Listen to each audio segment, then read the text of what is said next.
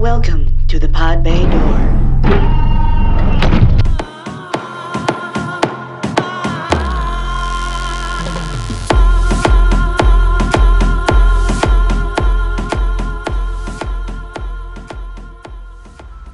Hello out there in the verse. This is the Pod Bay Door. Please join us every Tuesday for informed discussions on new and upcoming movies, games, and tech. And if you love Las Vegas, stay tuned because as Vegas insiders, we can give you a unique perspective on its history, provide insider information, and reveal the unknown secrets of our town, Vegas. So sit back, relax, and enjoy the ride. We're glad you're with us. And hey, if you get the chance, subscribe to us and give us a review on your favorite podcast platform. Also check in with us on our YouTube channel at the Pod Bay Door Podcast. What is a podcast? It seems to run on some form of electricity. 1.21 gigawatts! 1.21 gigawatts! You must have been something before electricity, huh? Oh, it's alive! It's alive! It's alive! It's alive! Welcome to the Pod Bay Door. Thanks for connecting to us.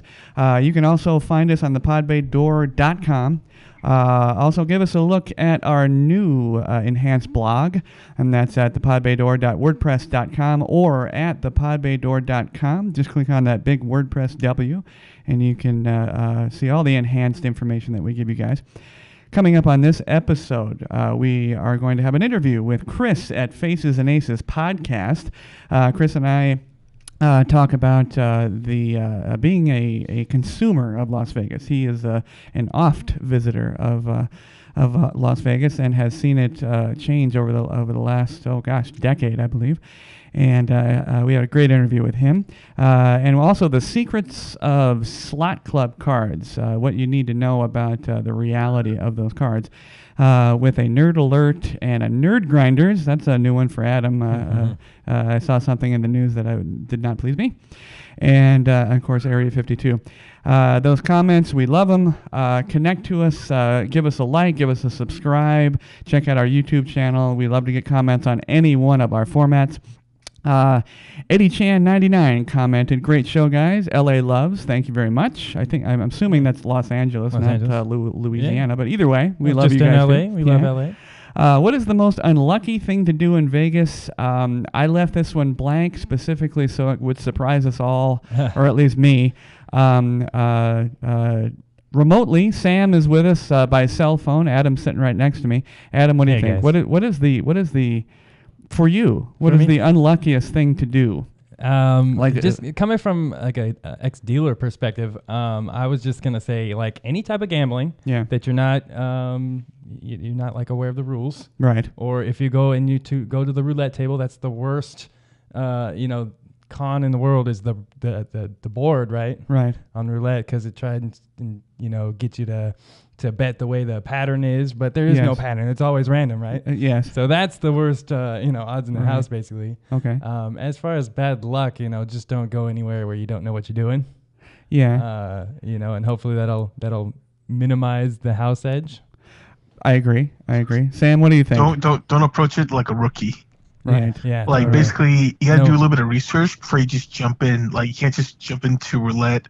You can't just jump into all the games right away. Like you should at least know a little bit. Yeah. You know what I mean? Right.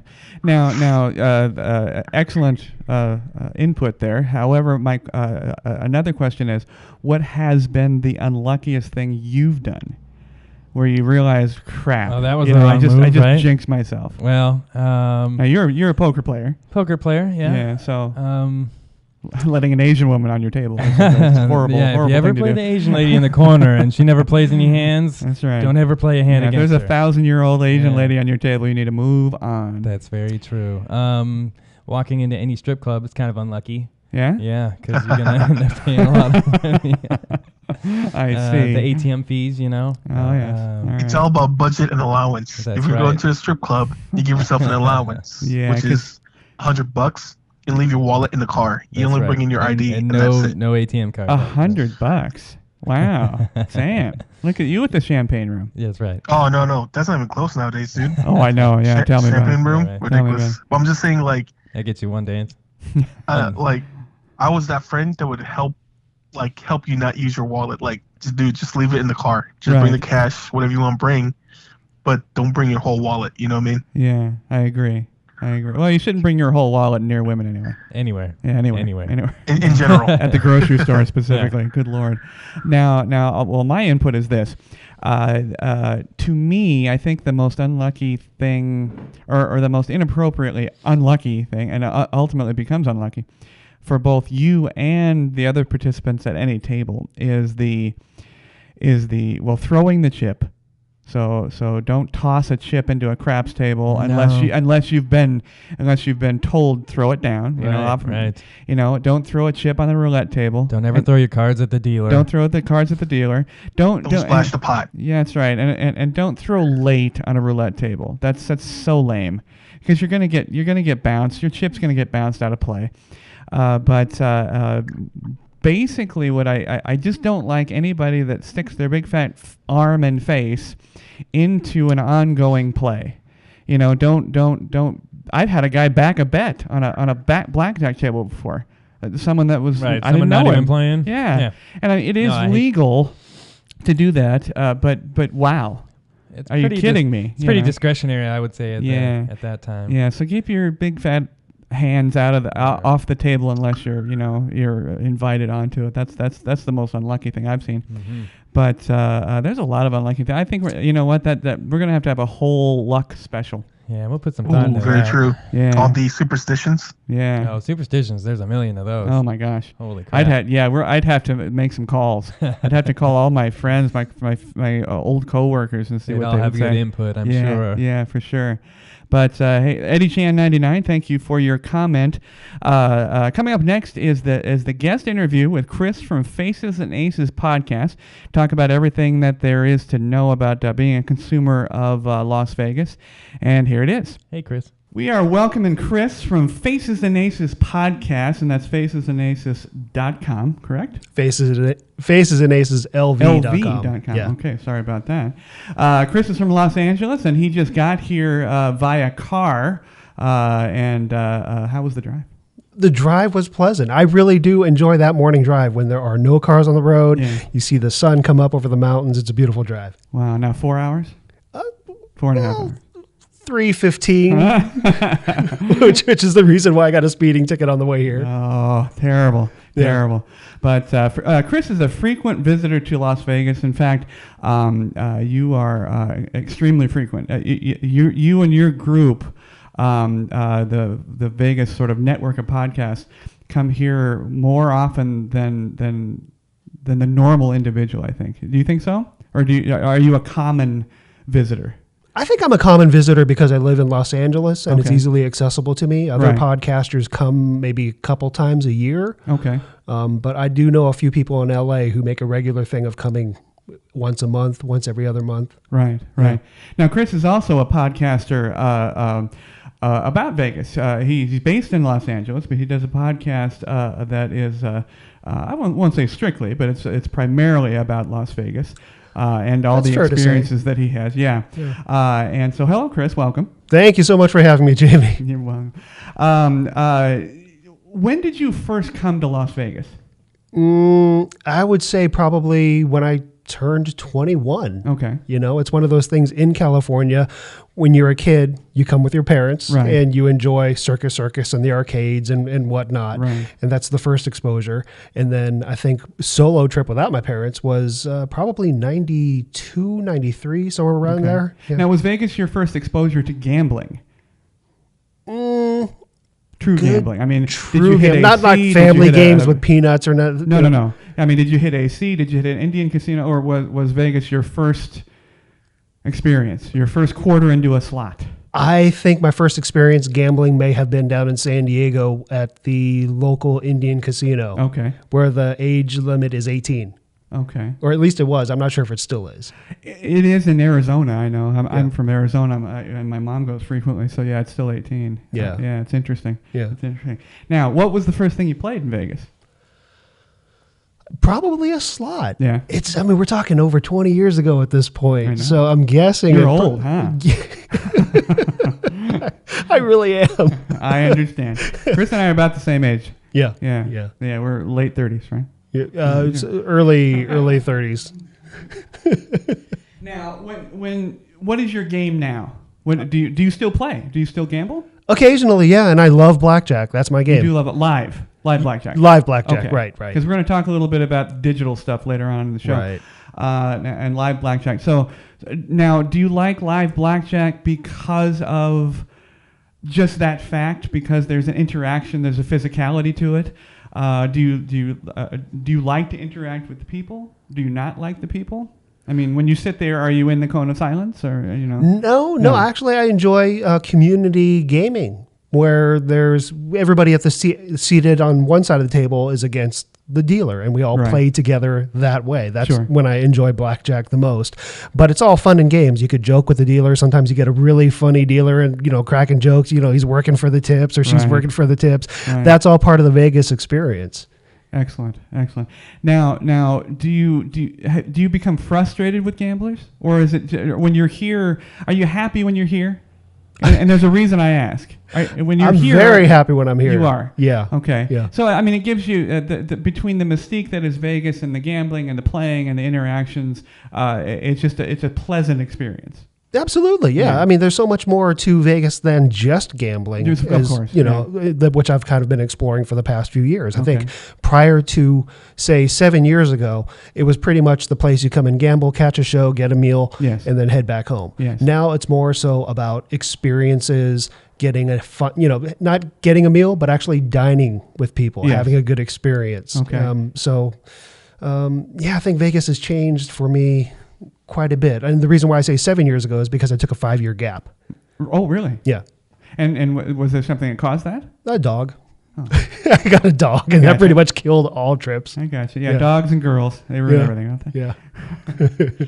So it has changed. So the reason I asked that question, I know it sounds kind of strange, is that as a resident of Las Vegas and a person that currently and in the past was extremely exposed to everything that are casinos, honestly, I would say 80, 85, upwards of 90% of the people that I see from a distance, because I keep my distance. I'm sure you've listened to my podcast. Yeah, so yeah. People aren't my favorite, Chris. You're nice. I'm sure your dog is great. From a distance, they do not seem to be enjoying themselves. They seem miserable, and especially on live gaming tables. And there's the classic craps table. If a person goes on a run, there's a lot of fun. I mean, and I'll put in with anybody. That is a lot of fun. You're making money. You're screaming. You're yelling. You're having fun. The dealers are interactive, but honestly, I don't see a lot of happy and because we see it, off season, peak, off peak, and everything else, and unfortunately, we see locals, and you see the 150-year-old woman, with the oxygen tank, and she hasn't moved for a week. So I mean, it's nice to hear that you enjoy it, but that's what I meant by the question. Do you enjoy it still? Are you here? Are you happy when you're here? Yeah. I mean, I think the distinction is you have some people who are here to gamble. Some are good at it, some aren't so good at it. I was just telling someone yesterday that she had never been to Las Vegas, and I was saying, you have to go, but know that whatever money you take with you, you're not coming back with. That's your recreational budget, if you spend it on food, gaming, shows, whatever. Right. But you have to consider gaming recreation. It's not a retirement plan in any way. Well, sure. For most of us anyway. Yeah. But yeah, that's how I think the healthy way to approach this city is. And I think some people come to this city without that healthy attitude. So I was trying to prepare her because she was saying, oh man, I'm a lucky person. I want to win a whole bunch of money. And I told her it's probably not going to happen. You might. It could happen. Sure. Probably won't happen. So whatever money you do bring here or bring to Vegas, be prepared to lose it. So don't take anything more than you can spend. Yeah. And I think if you come in with that attitude, then it's a much more pleasant experience. As well as recently took a trip with a group of people, and we kind of experienced some of the more refined things in the city. We had dinner at Charlie Palmer Steak, and we went to the Mandarin Oriental for drinks, and these were some of the nicer things. And this past trip that I took, I spent more money on food and drink than I did on gambling, which is the first time that's ever happened. But easy to spend way more on that. Easy to do now. But I think the millennials may be onto something. It kind of really got me thinking with the gaming revenue going down here in the city. Mm-hmm. It got me thinking maybe they have it right. Maybe that's the way to do the city now.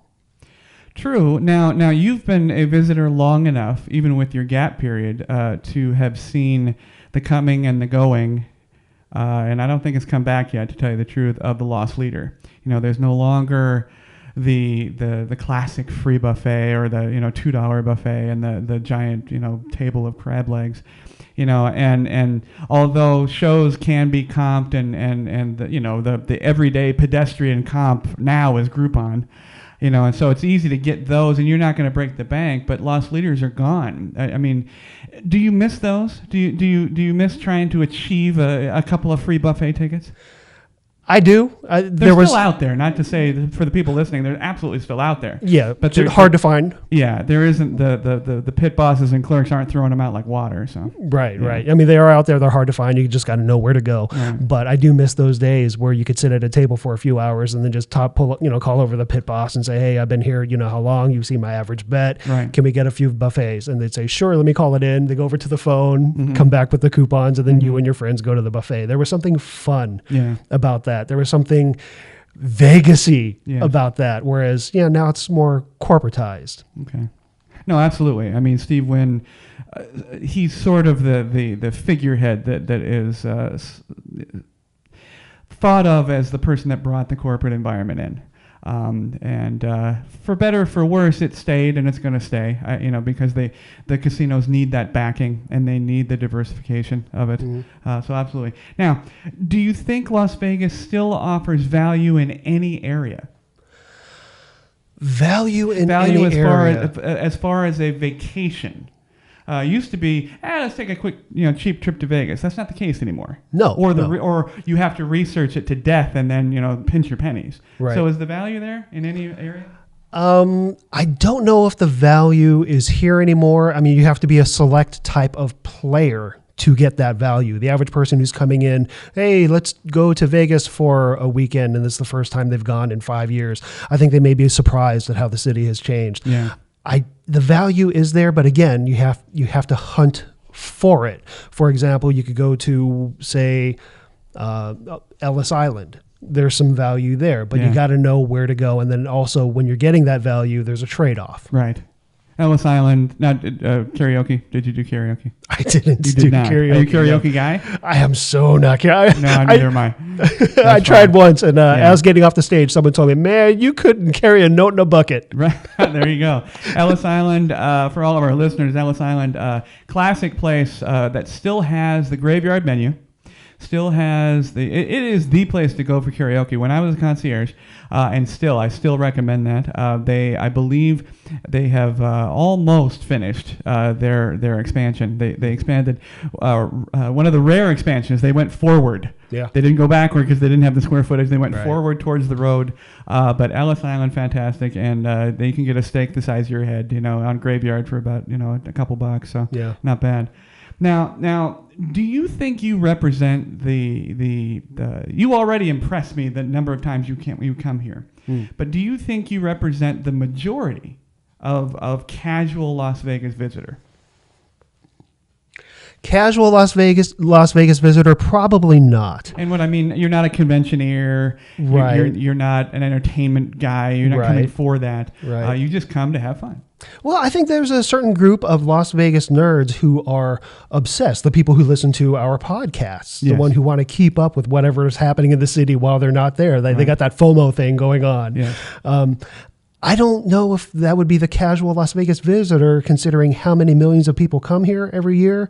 I think we're a small, select, passionate group of people. I think the casual visitor might be the weekend from California people, or the, let's save up pennies in a jar and let's come out here from Montana type people. I think those are the casual visitors. Okay. So no, I wouldn't classify myself as that. So would you, furthering that, would you consider yourself a more discerning visitor than those possibly from the Midwest? I mean, are your demands from Las Vegas as an entertainment venue stricter? I would say they're probably more lax because of my personality, because of knowing what the city is and what it needs to do to survive and maintain. Mm-hmm. I think I probably let a lot more slide than other people who would take advantage of certain missteps that a hotel or a casino might make. Right. I think we're in a culture where, say, they got shorted on a bet and therefore it needs to not only be rectified, but they need to be compensated. Mm-hmm. I think that's how a lot of people approach these, or at a hotel, something happened and I demand such and such. I'm not that type of person typically. Mm-hmm. I typically will say, that's the way it is, and unless it's egregious. Sure. But now Las Vegas has always been known as, it's a copy of everything. We have a small Eiffel Tower. We have a small New York City. Yeah. We have small everything. Now, after coming these many years, because what I do as a commercial photographer, and what I'm doing today actually at the Cosmo, I photograph and film decor, facades, architecture, and things of that nature for marketing purposes. Does that still affect you, or are you blind to that? I mean, do you see Caesar's fountains anymore? Do you see the new restaurant facades, or is it just the name, like Carnavino? I mean, do you see everything that's going on, or are you just oblivious to it now? Well, you can't see the Caesar's fountains anymore because of the Samsung pop-up store. It's funny. I did have this conversation with Tom recently. Mm-hmm. He was on the trip that I went on, and I blew his mind because he said that, what if they took away the Bellagio fountains? And I said, I probably wouldn't care. Yeah, that's a lot of square footage. It is a lot of square footage. Yeah. And the reason why I wouldn't care is because I spend most of my time indoor anyway. Mm-hmm. I know a lot of people love the theming of the Strip. I know a lot of people love, they say, I miss the pirate show so much, and all those things make Vegas for them. Mm. Personally, what makes Vegas for me is over the last few years, it's become the people who work and live here. Okay. For me, that's Vegas. Oh, okay. So it's an odd answer. Yeah. I realize it's not. Most people won't go with that, but that's how I feel about it. No, it's a very unique answer. I mean, it's certainly not the answer I would give. It's now I'm going to use this horrible phrase, but are you a people person? I mean, do you like people? Yes and no. Here's an example. Yeah. One of the guys that works for me, his name is Van. Mm-hmm. He and I have this talk, and he actually shoots weddings for my company. He loves it. And he said, I love the uniqueness that is people. And see, that's where I don't love it. Because most people now want to tell me how special they are. It's like, I'm Chris and I'm special because, I'm a victim of this, or I do this. And instead of just being a person, they want to tell me why why I need to think they're special. And that's what I feel is unique. They're weird for weird's sake. Okay. All right. Now, what do you think? About Las Vegas people now. LA has a whole different world. Well, learning about Las Vegas people has been interesting. I came in very naive, I think, in my approach a few years ago, and I learned that it's while the people here have big hearts, they also are. A lot of the people are scheming, and not in the bad way. Some of them are working a hustle, but also some of them are working a hustle against the many people who visit the city. Right.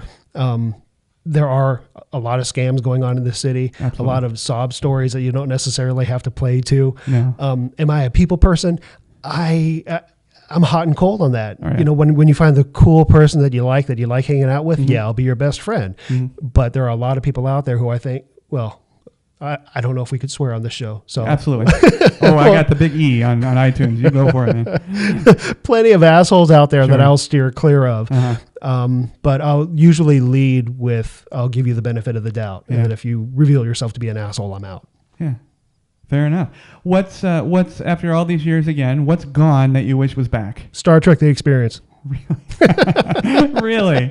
Really, I have to say my experience is only one visit to there. I did not go there very often. Star Trek wasn't my thing. I mean, I watched it with my father, the original series with old Bill Shatner. Really? Yeah. Great answer. I had that right off the bat because that's the one thing I wish I could still go to today. Wow. Of all the things, I enjoyed the Riviera. Sure. I miss Imperial Palace. But Star Trek The Experience, I would do every other trip if I could, if it were still around. Do you like the other, I'll say nerd-based thematic parts of casinos, like the Marvel Experience and all that? Do you like those, or that's your nostalgic love? I think it depends on the attraction because I am curious about it, the Marvel Experience, and I'm sure I'll do it at some point, but I'm not drawn to it, even though I'm a big fan of the Marvel movies. Yeah. But the Star Trek Experience was kind of this weird little geek corner cut out of Vegas where it was kind of like Fantasyland at Disneyland, where people dressed up in costume and actually believed they were living under Federation rule there in that small little bubble of Vegas. Right. And I thought that was such a cool little thing, especially in this city that's supposed to be cool and slick. And then you got this little nerd group over there hanging out. So, Marvel Experience is, again, one time. If I go more than one time, if I say I don't like it, I'm lying to you, because obviously I went more than once. It's okay. It's a facade. It's very visual. The interactivity is minimal. And it's just, as with anything else in Las Vegas, it's just one more bell, whistle, light, neon tube that distracts you to make you stay a little bit longer for that one extra quarter. But it's okay. I would go, though. It's fun. But what a great answer. I even forgot that was here. Oh, man. Now here's a tougher question. Yeah. Maybe not. That wasn't tough at all. What needs to go? What's overstated? It's the bad uncle. It's overstayed its welcome. I think the porn slappers. I think if I had to boot something from Vegas, it'd be the porn slappers. Yeah. Not for the reason that you're thinking. Yeah. Porn is great, but what I'm not down with is how they take up physical body space on the sidewalk when you're trying to roll with your crew of 20. True. And these guys and gals are just standing there, kind of off to the side, but kind of not, and waving hands at you and stuff like that. Now, if you didn't know, the porn slappers, they're people that have girls. If you want a date in town, they're slapping these little cards at you, and they hand it to you, and they're very aggressive. But if you didn't know, there's actually a marketing company, a professional, accompanied marketing company that runs those. And they were embroiled in about 6 years ago in a huge lawsuit regarding kind of what you were talking about, where they can stand.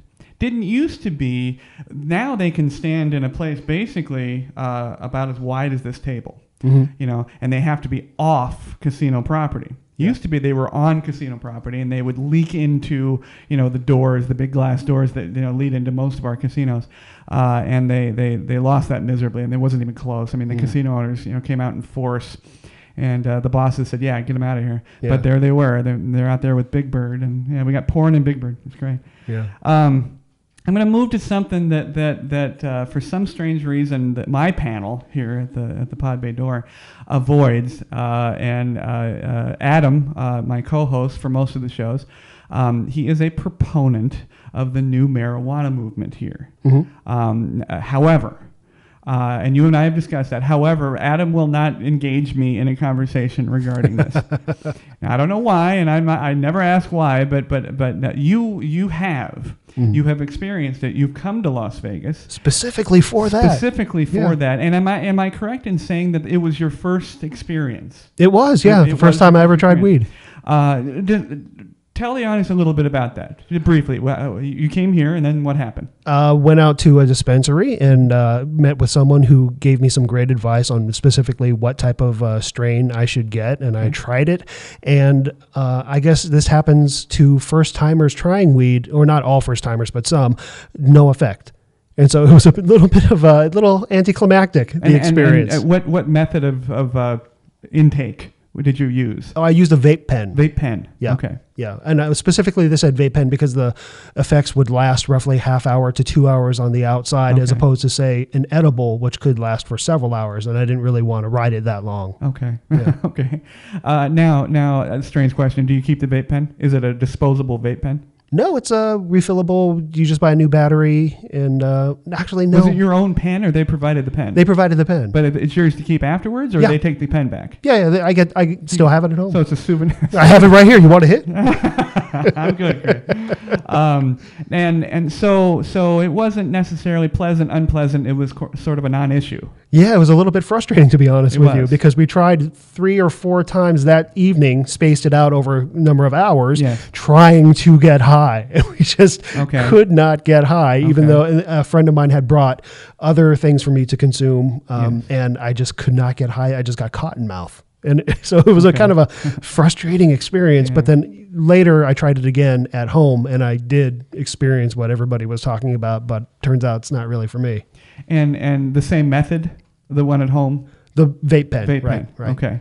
Because I know, we joke about the Joe Rogan gummy bear leg, and but no, it's not for me. I'll never do it. But now, what's the current atmosphere for marijuana, legal atmosphere, in Los Angeles County? What is the current law there for you guys? Currently, you can smoke, you can purchase with a medical card, and I believe beginning January 1st of 2018, anyone can purchase. So we're basically mimicking your laws here. Okay. Yeah. But you're a little bit behind, right? I mean, we're a little bit ahead in the race, so to speak. Right. I mean, I think it's a very negative issue. Yeah. Now, I have been asked both, through the podcast, through comments and suggestions and things of that nature, so many times, and I don't want to bog down my podcast with the weed thing. Yeah. But so many questions regarding that and about weed. Ultimately, I put it under one category of weed tourism. Mm-hmm. Is weed tourism and Las Vegas's availability for marijuana being marketed in your county, in your area, in California? I mean, do you see ads? Do you see anything that brings you here for marijuana? I don't see anything, but then again, I'm not a big reader of High Times. Okay. I'm not necessarily in those circles where you would see those ads, but I don't see any public billboards or TV ads. I see plenty of Vegas TV ads. Okay. A lot of those. You do. Yeah. But those are for just general visits, right? Mandalay Bay, LasVegas.com, Vegas.com, Sure, okay. Now, do you, based on your experience, now was it crowded when you went there? Apothecarium, right? Correct, okay, the Apothecarium. And it was crowded because I went there shortly after the July 1st when it became legal. Okay. And so I made an appointment ahead of time. Right. And so the process took about half an hour. It was fairly quickly to do it, specifically because I made an appointment. Now, you made an appointment like we were discussing on the pre-show, the DMV. You made an appointment like online? No, I had on one of the people from the dispensary on my podcast before, and so I had kept in touch with him. But anybody can make an appointment there. I see. Yeah. Okay. Now, do you think with Colorado's marijuana issues, negative issues growing, do you think that weed tourism in Las Vegas is a non-starter? Do you think we should not get into it? Do we think we should just let it exist and be happy the war is over, marijuana wars are over, and just let it be whatever it's going to be? Or do you think Las Vegas should market it? That's a good question, whether or not if they should market it.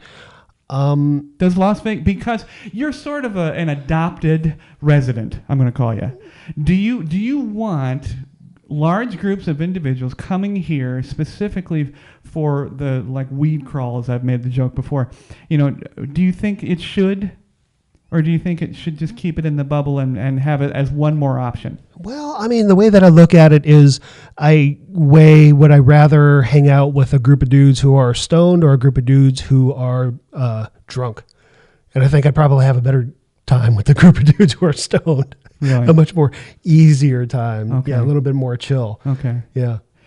So it would be yes. I think I would be okay with that. You would be okay with that. Yeah. Okay. I'm not particularly. Right. I and you and I have had this discussion, and Chris was very kind to have me on his podcast. I have a Well, I've learned. I have the minority view. I'm a man on an island, Chris, and I'm never going to win. But I watch Colorado and I watch their difficulties, however, Colorado. I think what's happened to Colorado is that they opened the doors too wide. I think if they would have done it like we are doing, I think we learned from them. If we just kind of just creaked it open and just let it in and let it in, we might see some revenue from it. That's the only hope that I have for it. Obviously the taxation of it goes directly to education for Nevada, which is fantastic. But I fear it. I really do. I think it's. It's so, and it's this big a problem based on all the rest of our problems right now. Yeah. But will you ever do it again? I have. You have. I have. Yeah. I mean, beyond you did it here and then a little then at home. And then most recent trip, because it was a bonding experience among friends. We were joking in a private message group saying that a couple of the people who came really wanted to partake.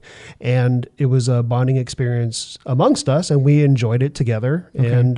And again, I didn't necessarily enjoy the effects, but I did enjoy the camaraderie that came out of, it's like going to a bar and sharing a beer with a group of friends, except this time it was weed. So I did try it again, and I'm not swearing it off, but it's not something that I'm going to seek out. I think if opportunities come up where a group of people, and it's not a peer pressure kind of thing, it's like a couple of friends that I really care about, and I wanted to do this with them. Right. So, and the effects are, were fairly easily dismissible after a certain amount of time. So, just got to, take the precautions, make sure, you're not behind the wheel, and, make sure you're with a group of people that you do trust, and, that type of thing. Well, fair enough. And like I said, I try not to spend too much time on it because I could literally have a podcast, just a weed podcast. It would just a podcast. Yeah, there you go, podcast. And it would be just nonstop debate over that. And I just think that, anybody with my point of view, unfortunately, it's just a no-win. I can't impress upon people what I feel is going to happen, and I just, like I said, I just hope that we see revenue from it rather than it just being legal, because that's not a win for me. A win is, okay, we let you have it, not you, but we let them have it, and now we get a whole bunch of money. Yeah, I mean, you make a lot of good points. I think there's a certain amount of validity with your concerns about weed, especially the effects that it will have on a community. I tend to think that a lot of the people who were smoking weed will just continue to smoke weed. The people who typically didn't, like myself, I tried it, didn't really care for it. I don't know if it's really going to change things that much after gone through this journey. And so I'm getting old too, though. I'm getting, intractable. It's just like like that old man in Up. I don't care about anything. No, but you would have an excellent point. Say if prohibition were to have ended last year, and we would just see. I mean, we see how that's played out. Yeah. So. Yeah, absolutely. Well, a little bit back more towards Vegas. We'll get away from weed, thank God. One of the things that I've noticed more and more, and I'll notice it again today as I travel through the Cosmopolitan, is that. The tech has sort of not snuck in. I think it flew in on a giant bird and dropped itself right on Vegas. And do you think the mystique? You love live gaming. I do. And there are now so many options to not be live. You can play virtual craps. You can play virtual horse racing and so on and so forth. Mm-hmm. You can have a hot chick throw you cards, from a television screen. Right. Do you like that? Do you not like that? Do you think it's good, bad? What do you think? I'm not a fan. Not a fan. Yeah, I prefer human interaction when possible. Yeah. And I think when you're sitting at those machines, you're not necessarily having camaraderie with the people to the left of you and to the right of you. Right.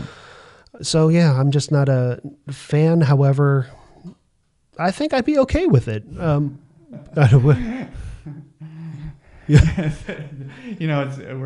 move long enough. Yeah. We're sitting perfectly still. I'll take that out. I think for the people who do enjoy it, I don't want to take that away from them. It doesn't really impact my personal experience here. I think when I start to see those replace actual tables and dealers and, the play pits getting smaller and smaller, I think that's when I'll kind of sound the alarm or go to the places that don't offer those machines. And those places might be locally in California. Now, do you engage in the apps that are provided by casinos? No, I don't. No, you don't. How do you book when you come here? How do you book your trip? I typically do it through my rewards card at Caesars. Okay. And I just take a look at what offers I have. Okay. And I play it enough to get free rooms at some of the lower end casinos like the Link and Rio, Flamingo, those places. Yeah. Oh, the Link. The big controversy. None of us want the zip line. It's just nonsense. Oh yeah. Nonsense. Yeah. And yet it's a big issue. That and the poor little robo bus crashing. But yeah, well, if the zip line actually crossed the street and took you into Caesars, I'd be completely for it. That would be wonderful. Yeah. Oh, now that'd be cool. Yeah. That'd be cool. But unfortunately, it's just I don't know. The locals, I'll let you know. Locals are all on one side on that one. Mm. It's just the Link is small. It really is small comparatively, and it's struggling to get itself. I have really good friends at Brooklyn Bowl and really good friends at Margaritaville, and unfortunately, one is too expensive for food, the other one's too expensive for entertainment, and they're just sharing customers, and they're struggling to find their footing, and the last thing they want is this goofy zip line going above them because they feel it's a distraction. Yeah. But I don't know. It's a done deal. It's happening. Yeah. So or so the RJ says. I don't know if you believe everything on the. That's an interesting point because people aren't necessarily while they're strolling down the promenade going to be looking to the left to the right at the shops. They're going to be looking up to make sure that they don't get vomited on or urinated on. Urinated on. Yeah, it's happened. It's happened, folks. Now I have to say, admittedly, I don't know its course. Yeah. You were there recently. I don't know if you saw any construction of it, but no. I don't know how the length or its course or its end, like you said. If it took you right over to the Hard Rock Cafe, it'd be fantastic. Yeah. But it won't. It'll be lame, and it'll be too expensive, and it's just I don't know. But now, what do you think about robo dealers? Do you like you know what I mean, the girls pitching cards or the girls helping with the virtual roulette, and what do you think about that? Actually, no, fill me in. I've actually filmed these girls, and what they do is they have an interactive machine that blackjack is the simplest, and all it is a blackjack machine laid out in a horizontal fashion, where everything is virtual. The table, the cards, everything else. It's no different than sitting at a poker machine with a vertical screen. This one happens to be a elevated horizontal screen. Okay. And I would film or have filmed the girls that are pitching the cards and interacting with you. Oh, okay, right. And now it's gotten to the point. It's pretty cool, actually. It's gotten to the point where Chris will stick in his slot card, and she'll say, "Hi, Chris." And so on and so forth. And I haven't done it in a while. The girls that I shot were very basic. They were just hello and waving and the smiling. Smiling. But is that a substitute for you? Not for me. Not for you. No. I like the live interaction with people. You like an actual hot chick. Nothing beats an actual hot chick. There you go. See, that's why we had Chris on. Yeah. Speaking of that, party pits. This wasn't on the pre-show, but what do you think? I love them. You like party pits? Oh, they're great. Yeah. I wish they'd not be in the front, but so O'Shea's used to have a fantastic party pit. Did you ever go there? No. And of course they had and I know him. He's a wonderful guy, and I'm going to call him a short person. I'll be PC, but he'll call himself a dwarf every time. And he was out there, and he had the leprechaun outfit, and the party pit was right there. It was blaring music. So you like him? Oh, I thought you were more so referring to the party pits, the pleasure pit over at Planet Hollywood, same where thing. You have the go-go dancers. Yeah, same thing. Okay, that one happens to be a little bit deeper in. Yeah. So you like that? Oh, they're great. Yeah, I remember when Planet Hollywood started them way back when, and they would have the parade of hot chicks come down the escalator with the boas and the whistles, drawing attention to themselves as they took their positions on the platforms. Sure. Oh, it was like a wonderful parade. Sure. Now that's great. I mean, I that was just an extra. I didn't know because I'm not a gambler. Every nickel just kills me. So I'd rather have the nickel. But I never asked anybody about party pits. I mean, the locals are like, just move past. But that's cool. I like to hear that. And I know a lot of girls. I have a lot of entertainers that are friends of mine, and they actually do that. It's not bad money. Yeah, or like over at the dancing dealers, where they'll dance for a little while, get down, and then deal you cards. Yeah, I miss the Fitz though. The D is okay. The D took over the Fitzgerald. Oh, okay. Gotcha. Do you like the D? It serves its purpose. It does. Yeah. I like it for what it is. I mean, it doesn't offer too much, I think. Yeah, I mean, downtown is a different animal, and that's kind of been a topic of discussion lately amongst people. Yeah. I've shifted my allegiance from the Strip to downtown because downtown seems to be a lot more fun and lively, and I liken it to, say, the Titanic, where you have the upper decks where everyone's acting sophisticated, and then you have the lower decks where people are just partying and having a good time. And the downtown is a lot like that. Yeah. And so I enjoy that. Yeah, like you said earlier, you don't want the party up because then the puking on the people bottom. Okay, little bit of controversy. You and I had discussed this on your last trip. Yeah. Chris and his people, Oceans 14 XL was a group of people that came here, and they had a lovely conversation with some of them, including Chris. And there's two things you know what, I'm gonna interrupt myself. This same group, the Oceans 14 XL, went to the VR experience. We did, yes. And so give me a little rundown. How was it? It was at the MGM Grand. At the MGM Grand. I think it was an entertaining time, but for the price point, I'd give it a pass. $50 per 1.5 hour. Correct. Okay. Correct. But if you have an extra $50 to spend, it's a good time. That's right. Yeah. Okay. It's not a great time. I think what makes it a great time is the people who you go with. Yes. That will definitely make it much more fun. Yes. But aside from that, it's basically, it's like stepping into a video game where you're looking through the virtual reality goggles and everything looks like a video game, but it's in 3 dimensions and you do get that feeling that you're immersed in it. Yeah.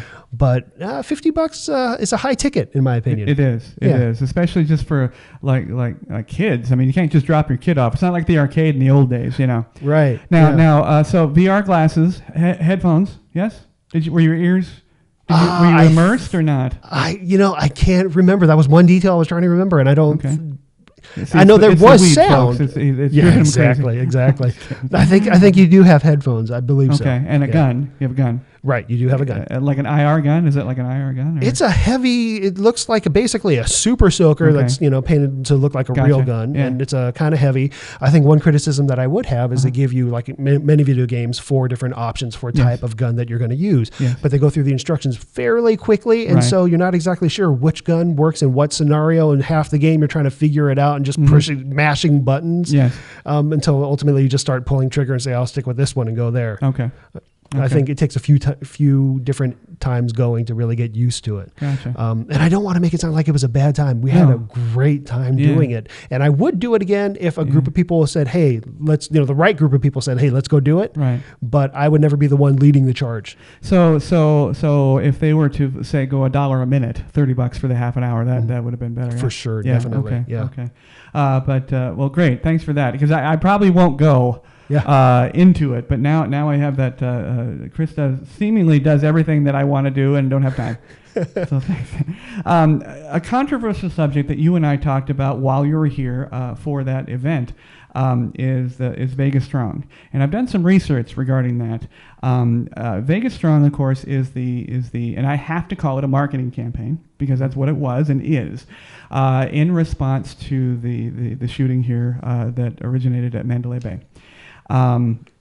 Tragic, yes, and Las Vegas is strong. Always has been, though, so that's the thing.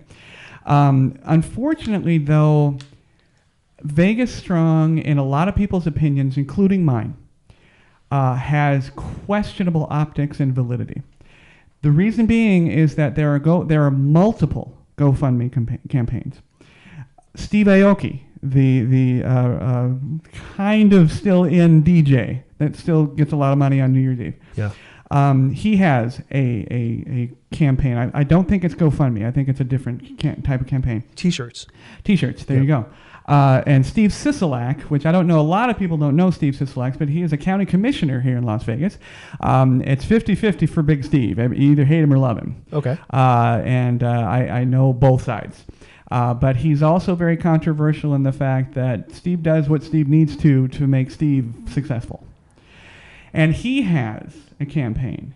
Now, I see a lot of quotes, 1 million this, 1.8 million this, 5 million this, and so on and so forth, and the campaigns are ongoing. I have yet to see any article where it can be, the conclusion is that the money made it to these families. That aside, I'm sure some of it has. That aside, how is the outside perception of Vegas Strong? I could give you my perception, which and it being one of a person who loves this city very much and felt it. I don't want to say as much as someone from the city, right? But we're kind of sister cities, LA and Las Vegas, right? And I think at first a lot of us in Los Angeles were with you, rooting for Vegas. Personally, when I started seeing the Vegas Strong ads showing the Twitter responses come on the World Series, at that point I kind of felt I don't know what the right way to say it is. It's not that I was over it, but now I felt like certain ad people in the ad space were trying to milk it for sympathy. I agree with you, and I'll add a couple of things extra to that. We now have billboards in town for basically ambulance chaser lawyers that Vegas Strong, and so on and so forth. Seen them, yeah. And I think that I would hate to think that fellow Las Vegas residents are standing on the shoulders of these poor families just for their own benefit. And unfortunately, there is that possibility. Yeah, and I hope I don't offend anybody in the audience, but I would also say that is a little bit Vegas. Vegas is somewhat about being opportunistic. Okay. And so there is a certain amount of that where I saw the billboard with a lawyer that said Vegas Strong. Yeah. At first it struck me the wrong way, and I went, well, that would happen in any city. Lawyers of going, course. Ambulance chasing. Of course, yeah. And again, like I was saying before, just that little bit of there's an opportunity here. Let's, can't let it go to waste. Now, moving away from the intangible, there is a tangible opinion, a tangible dedication, if you will, that you can have an opinion on, and it is the 58 pyres dedicated to the individuals that were killed on the Las Vegas sign property area.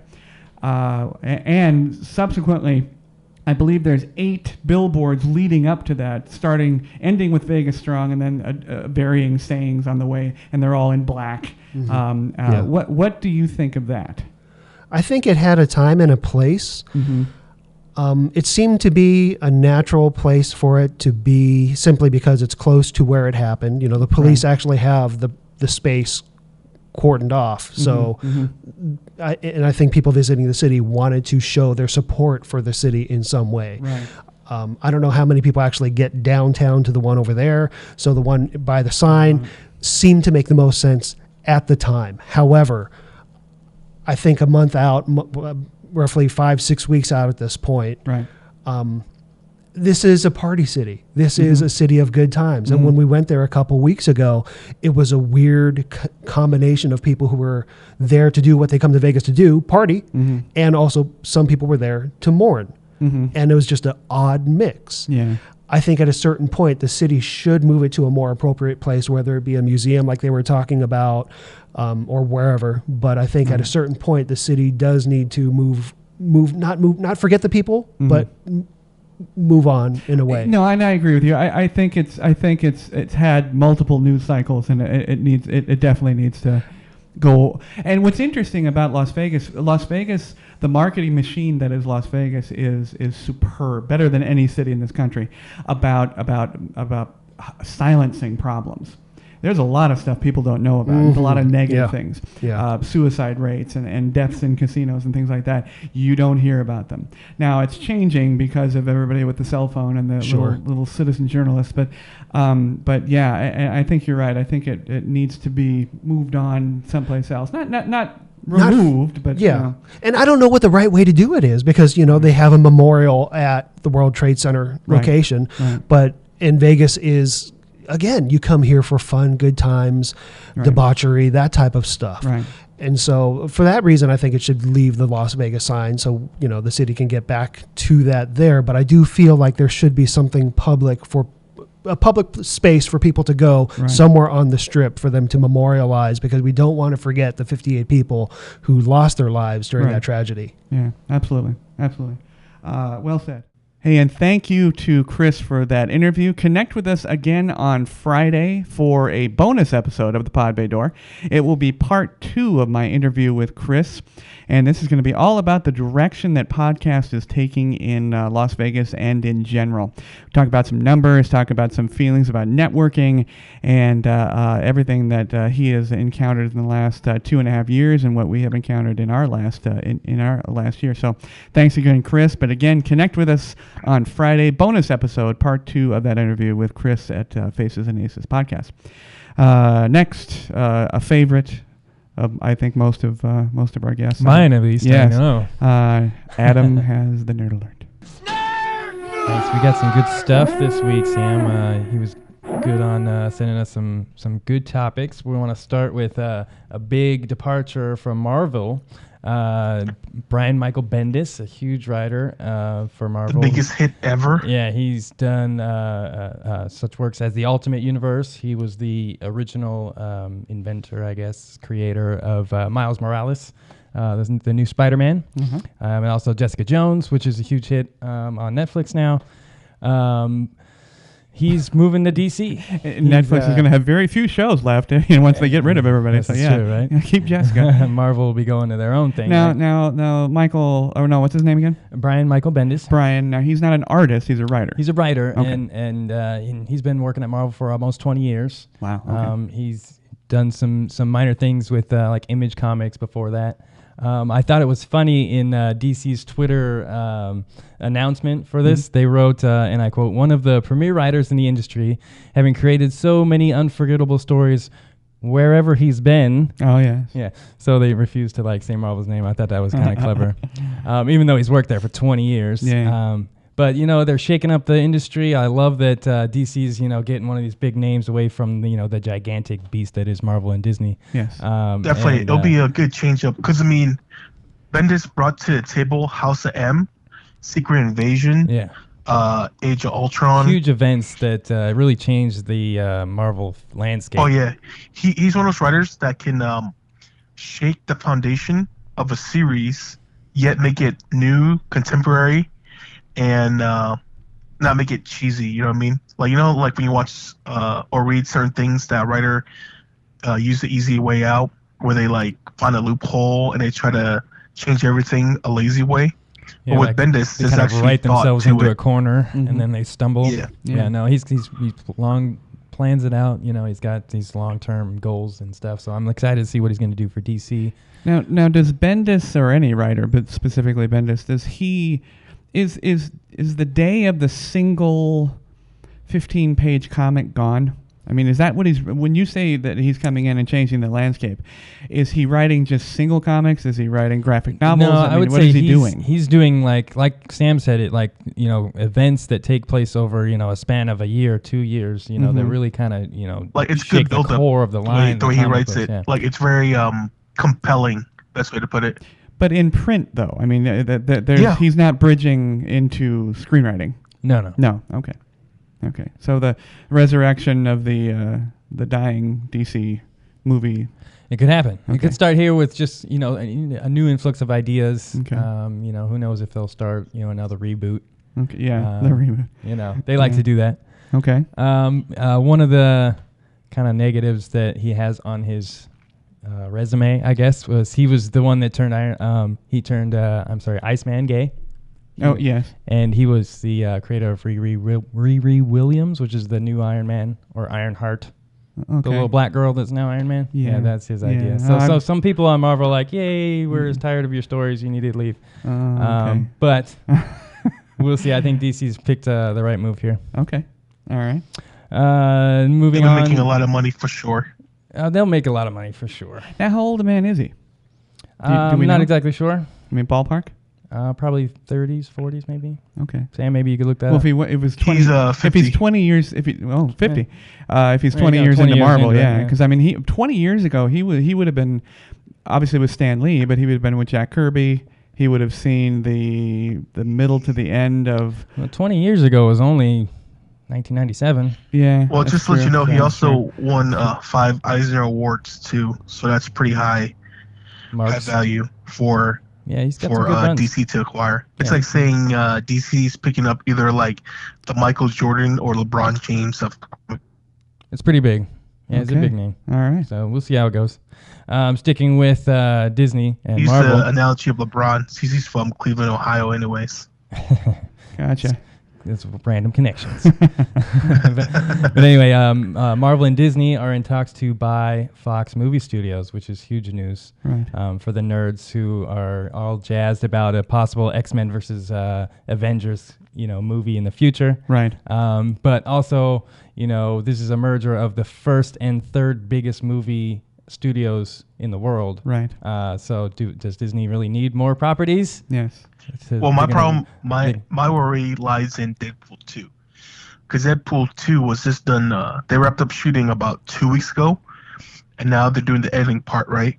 But if Disney was to purchase Fox within, say, the next week or so here, if that was to happen, right, does that affect then they have Deadpool say 2? Over the editing and whether or not it would be an R-rated movie? Is that what you're saying? Yeah. Yeah, because I'm really worried. Like, I want my Deadpool to be rated R. I don't want that PG-13 that Disney formula. Yeah, the Marvel spin to it, right? Yeah, I'm worried about that. Well, no, I mean Disney years ago. It put structures in place to have rated R films, Miramax specifically. Right, correct. So I think they will understand what is what people like about Deadpool and what is the hook to Deadpool. So I wouldn't be concerned about that at all. I think what they are concerned about is that with this merger, however, way in the little tiny paragraph at the bottom is they also get Fox News. Oh, really? During this, yeah. Okay, interesting. And I don't believe that's a stain that Disney does not want, considering the what could be the end of the whole Trump issue. If it goes badly for the Trump administration, obviously Fox and its affiliates have been staunch, if not blind, supporters of Trump. And so I think Disney is looking a little bit ahead, because that's definitely not a coin they want to flip on that one. They want to know exactly what they get. I don't think that's their cup of tea at all. For sure. No, not at all. Not at all. What else you got, man? Next one, also kind of connected to Disney, but in another one of their properties, Star Wars. They have a new movie coming out in December. Yes. The Last Jedi. Yes. Directed by Rian Johnson. They've just now hired on Rian Johnson for a new Star Wars trilogy that they're gonna want him to write and direct in the future. So fingers crossed on a Knights of the Old Republic movie. What do you think, Sam? I hope that we get a cool original story, or even following the books. That'd be kind of cool. I just hope that it doesn't fall into another formula where we get the same product restamped. You know what I mean? All right. So they said that all the books are canon, correct? It's according to Disney. So they have a lot to draw from. For they gave him free reign to do whatever he wanted. It's gonna be an original trilogy, so he can go from anywhere. Right. The books are canon for the original fans, but Disney didn't want to use what was canon, so they create their own new thing for the universe. But I really wish that Disney would honor the books, because it's kind of cool. You know what I mean? Because we all read a few of the books. See, I kind of thought I like they did. the storyline of Mace Windu. Mm-hmm. Yeah, Mace Windu. That'd be a cool history. I'm down for anything. Now, my question is not should it be done and will it be done. My question is, with the representatives, with the large group now that identifies themselves with this type of content and Nerd Nation and that whole group and community, are they pushing the content? Are there consumers for all of this, or are we oversaturating Star Wars? Are they producing? Yeah, are they going to overproduce it like they have many other things? Well, it seems to be working for Marvel. They're 30 movies deep, and they're still making number one. I think there'll always be an audience just for the fact that it's being passed down. Mm-hmm. So you'll have the factor of nostalgia, familiarity, and something that brings people together, which is Star Wars, a story that people can relate to from all facets of Earth. Right. The problem is they're still going to make a shit ton of money on crappy movies like Rogue One. there's still an audience for it. They'll still go see it. They'll still buy it on Blu-ray. It's Adam, I can't believe you went there. I gotta throw it in there, man. I gotta throw it in there. Well, and one could also argue that the three Lucas sequels, which were I think universally hated, but people saw them multiple times while sitting there. They were all It. blockbusters. Yeah, exactly. Are you talking about the one with Anakin and Jar Jar? That's the one. Right. Yeah. Exactly. Yeah. I thought those were your favorite guys. Everybody loves Jar Jar. Everybody He's loves the them. best They character made a ever. crap ton That's of money. right. So That's right. So no, I don't think there's ever going to be an oversaturation in that market. You don't think so? No. Yeah. Jar Jar, by the way, I think quite literally was Star Wars' first controversy as it regards today's social justice issues, because they felt it was too close to an African American archetype. Okay. So I thought that was very funny. I could see it, but come on, I mean, you're reading too much into it. So sometimes folks just enjoy the fantasy itself. That's the whole point. It's a fantasy world. Just enjoy it. You know what I mean? Don't read into it too much, because then you're just gonna ruin everything. Right. Perfect segue. Yes. Into the fantasy world of Lord of the Rings. Yeah. Yes. Amazon is looking to make a TV series based on the Lord of the Rings. I'm down for that 100%. Yeah. I love the Peter Jackson version. I don't know how they're going to improve on it. But I'm, like I said, any influx into, a new foray into Lord of the Rings is going to be awesome. Well, and if Amazon, beyond the major production companies, Amazon is the only company that has the budget to pull it off. I mean, you need some heavy cash. Yeah, for sure. Yeah, I hopefully they do a good. Now, is this a done deal, or is they're just no? in They're talks? still in talks. Okay. And actually, Netflix and Amazon are still kind of battling it out. But it looks right now that Netflix is on top of that. Yeah, like you said, the production value of that alone will be huge. I believe I read it will be the most expensive TV show ever. And if Game of Thrones has anything to say about it, they have the technology, they have the CG, all that to make this happen, make it really good. Yeah, but those producers will admit that it's ungodly expensive. Super expensive, yeah. The casting, the final location, sure, and then all the gear for the cast to wear, it's going to be hella expensive. Yeah, and of course I think Amazon, Netflix, and everybody involved in Hollywood, they're waiting, for the sexual assault tree to get shaken a little harder now, so we get done with all where everything falls goofy before shit. Yeah. Did you guys hear about did you guys hear about Netflix? They announced it today. They're actually going to pull any TV show and movie that's been related to all those celebrities out there as of today. Wow. Yeah, should be a pretty I'm big pretty sure list, they're gonna pull House of and Cards pretty soon, and all the other shows. Yeah. Well, it's only going to get a longer list. Well, and I don't know. I mean, as I again approach the age of 50, I think to myself that's a little bit of an overreach on everybody's part, because they're worried that they're going to be sullied by all these people's now bad reputations, and I don't believe that. I think that the consumer public is able to separate Netflix from Kevin Spacey, Netflix from Louis C.K., right? Netflix from now Richard Dreyfuss this morning I saw. Richard Dreyfuss been added onto that list? Oh yeah. So he did something with somebody, and so they say, and and of course. Corey Feldman and Martin Sheen and the now passed away Corey Haim, that whole thing. It's getting ridiculous. So I hope it stops soon, because we're smart enough to know that Netflix doesn't espouse sexual assault and rape and everything else. I mean, they're literally going to end up with some of Marvel and a couple of little shows, and then really bad. And all cartoons. Yeah, yeah, exactly. So I don't know. But that does bring me to I have an extra nerd grinder. There we go. I read this morning, and it's been out a while, but it was based off of it was a link off of a Guardian article, which I do not like. The Guardian. I've decided I don't like the Guardian. They're combatively liberal. Valkyrie. I have not seen the film yet. Ragnarok. Thor Ragnarok. Yes, I have not seen the film. I hear it's good. It was good. Lots of money. It was very colorful. I think the best 2 weekends ever. That's pretty impressive. Yeah, for Marvel. Yeah. Not ever. $121 million opening. Yeah, it's crazy. Just a little bit of money. Just a little bit. Yeah. But in the article, which was entitled, "When is Marvel going to have an all-queer superhero movie?" That bothers me to begin with. I don't understand. I definitely can't keep up with what's okay to say. I thought queer was out. My dad used to say queer is a $9 bill. And I'm apparently not allowed to say that anymore. I still do.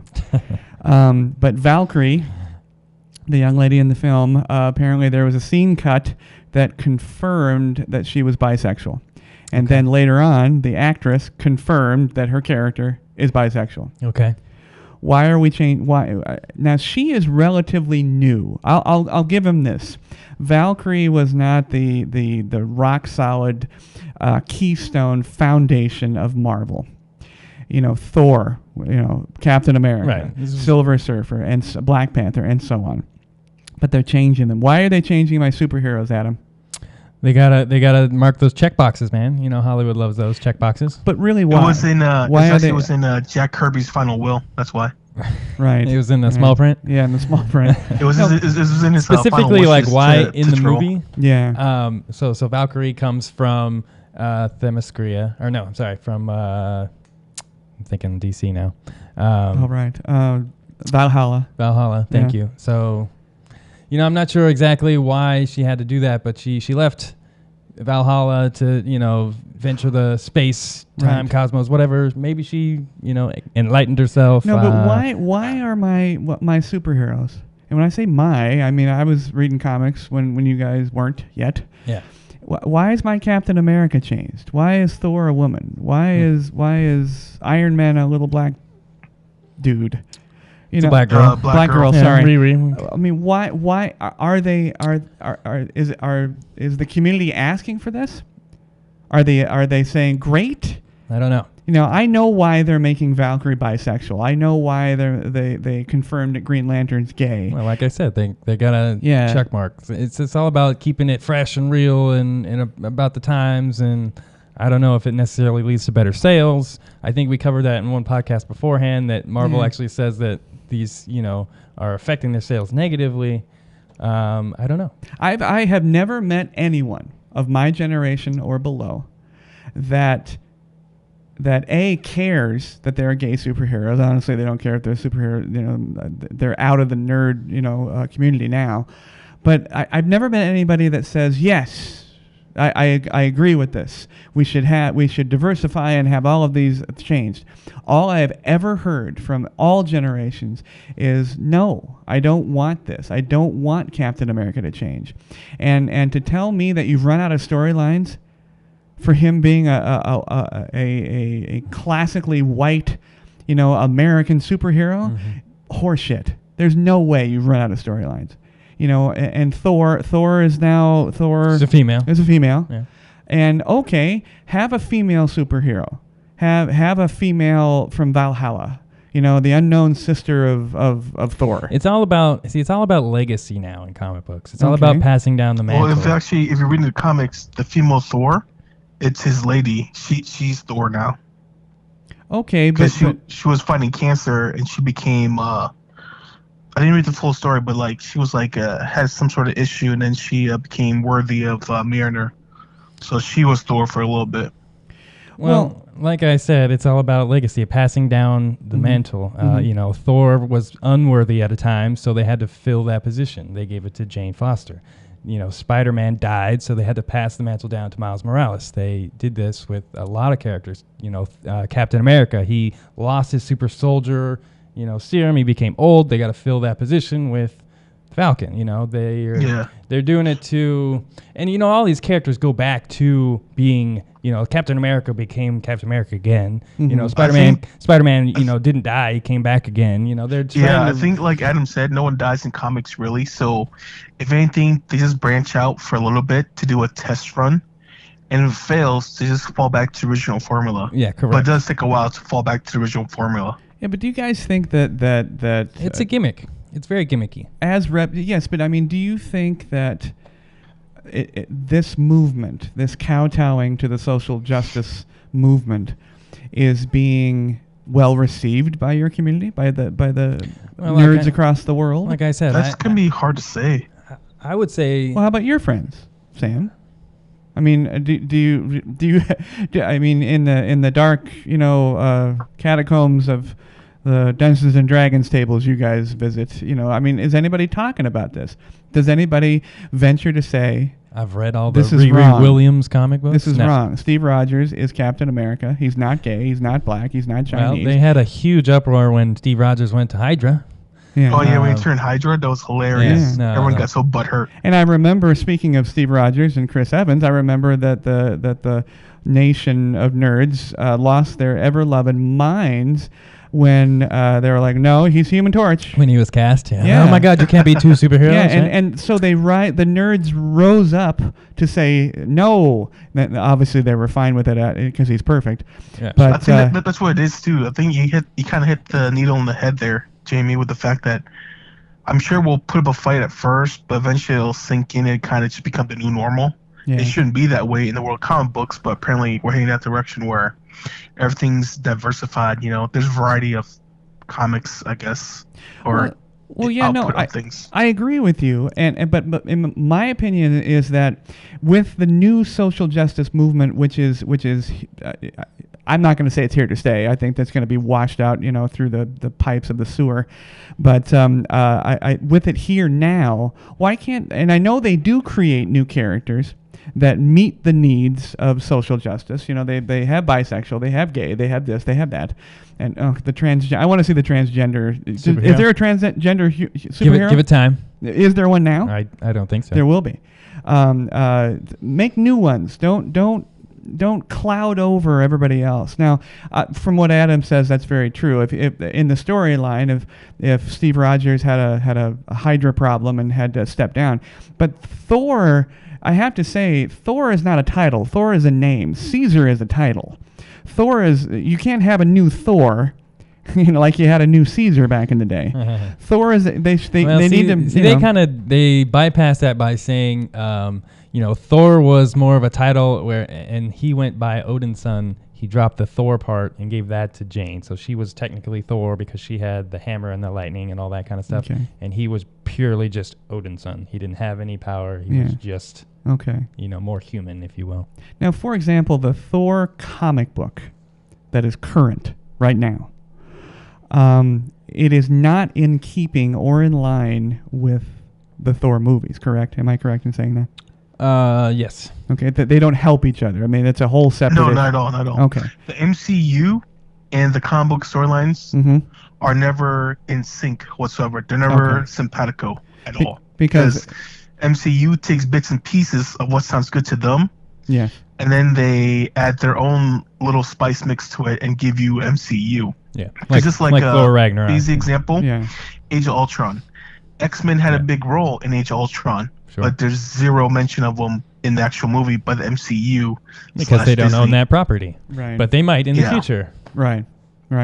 And the reason I ask that is because I know, and this is a spoiler alert, I guess, if the rest of if someone in the world hasn't seen Thor, except me, Mjolnir is gone, is destroyed, right? Yeah. Okay. All right. I'm just curious. All right. Well, thanks, nerds. You got it.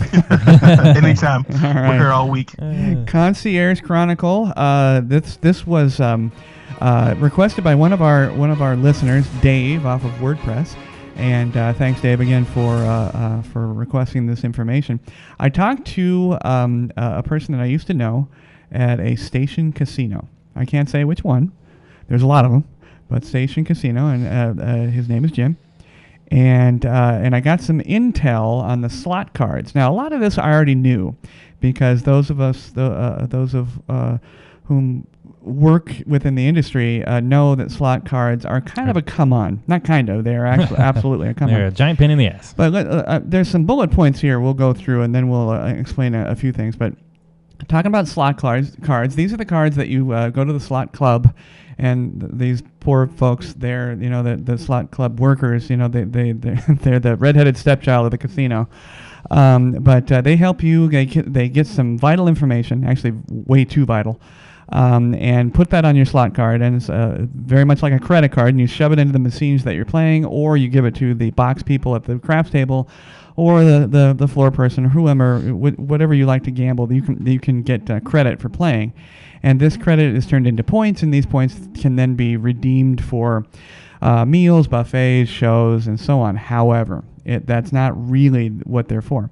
One question we had, and I talked to Jim about this: do they affect the machine? When you put a slot card in, there is a wives' tale that they tightens up. They affect the machine either negatively or positively. That's funny.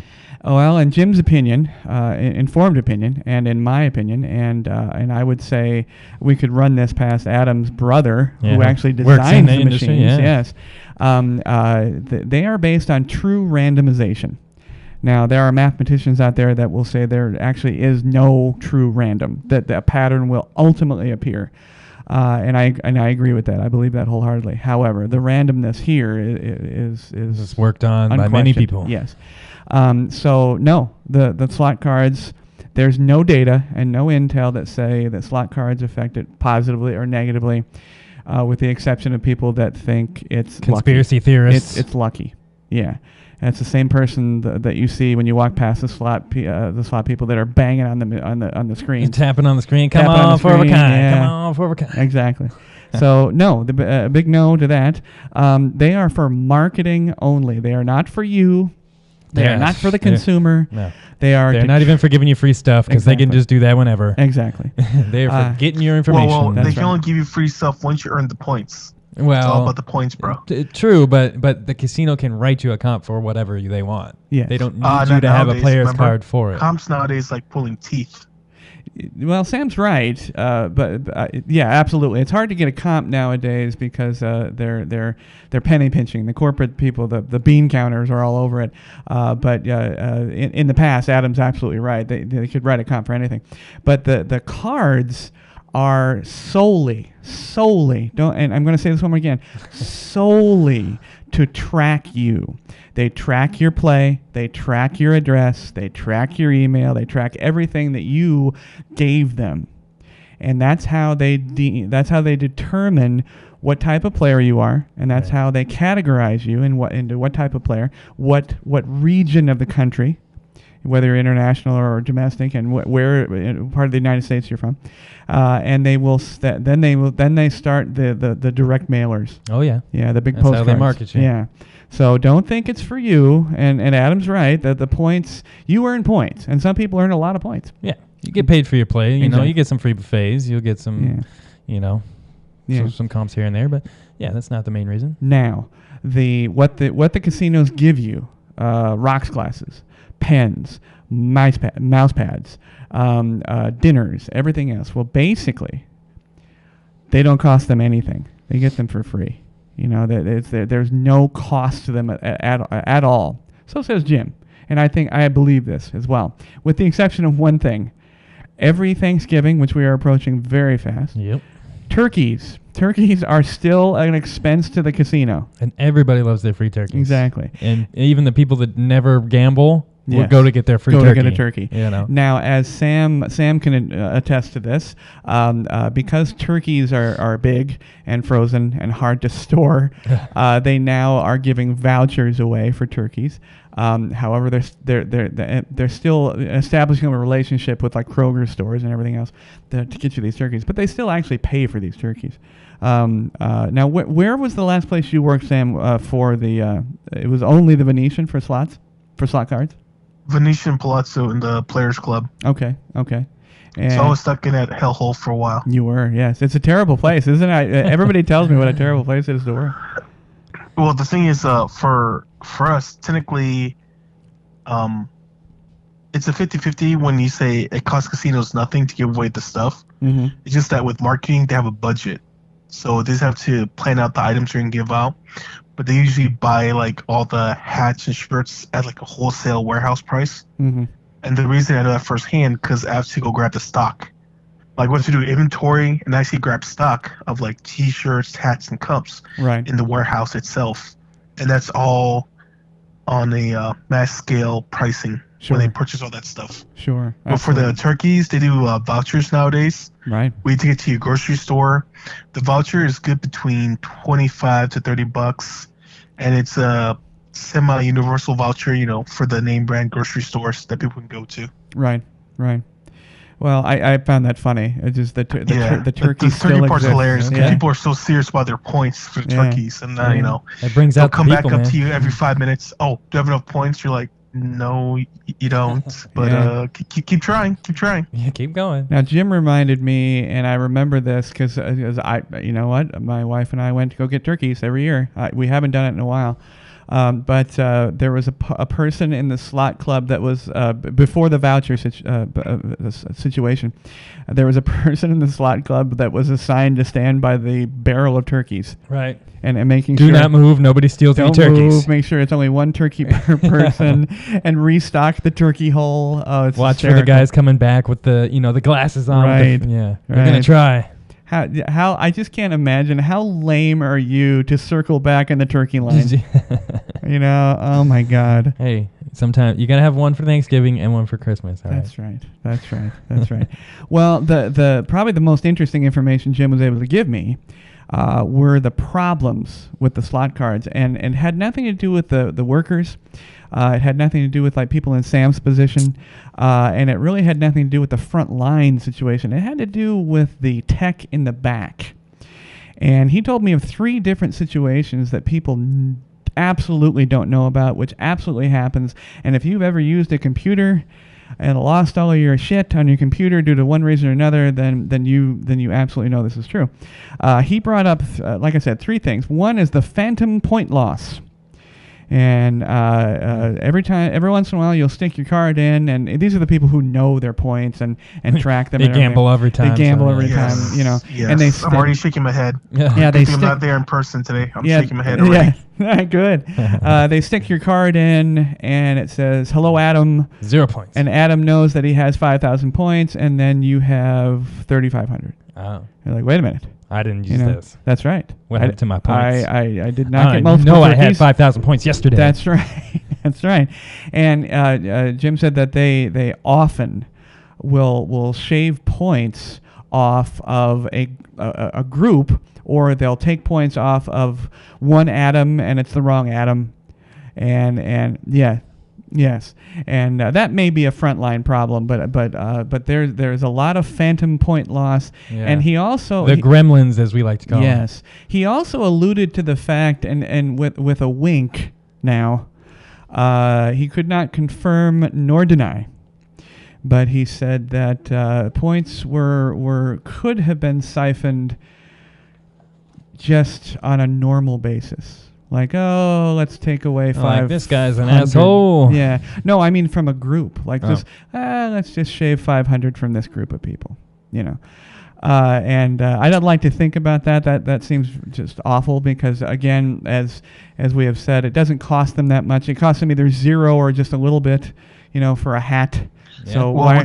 with the phantom point loss, sometimes it's a card too. Like, seriously, if they put their player's card next to their cell phone, sometimes it gets demagnetized. Yes, When you yes. put in the machine, it'll acknowledge your name, but it'll show 0 points.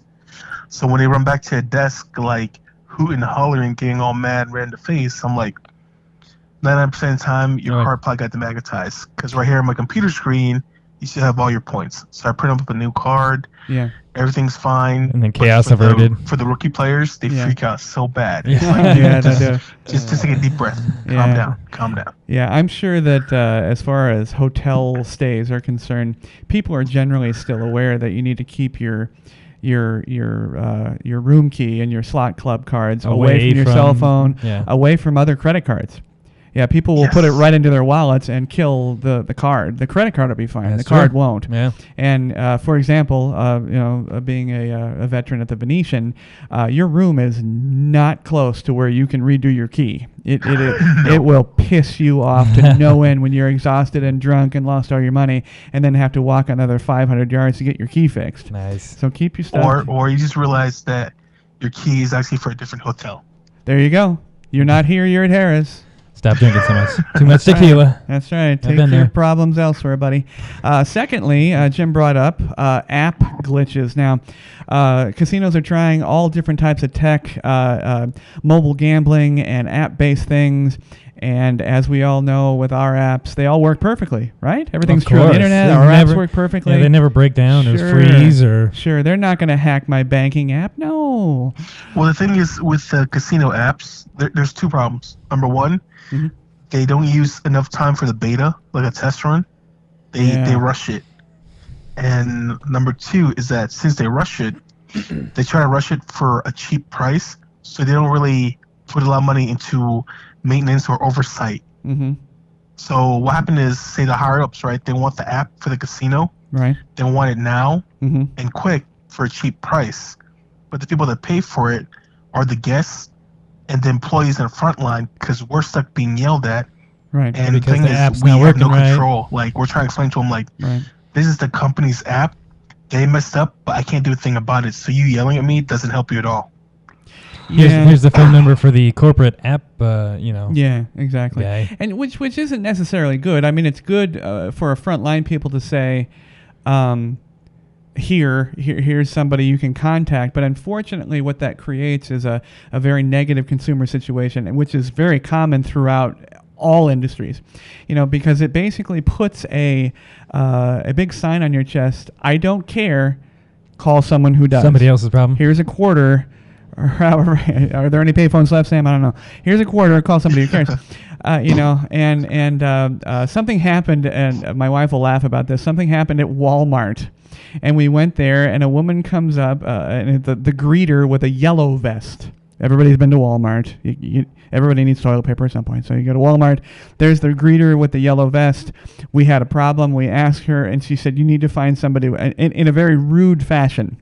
She said, you need to find somebody in a red vest. And basically, oh my God. And my wife was just lit up.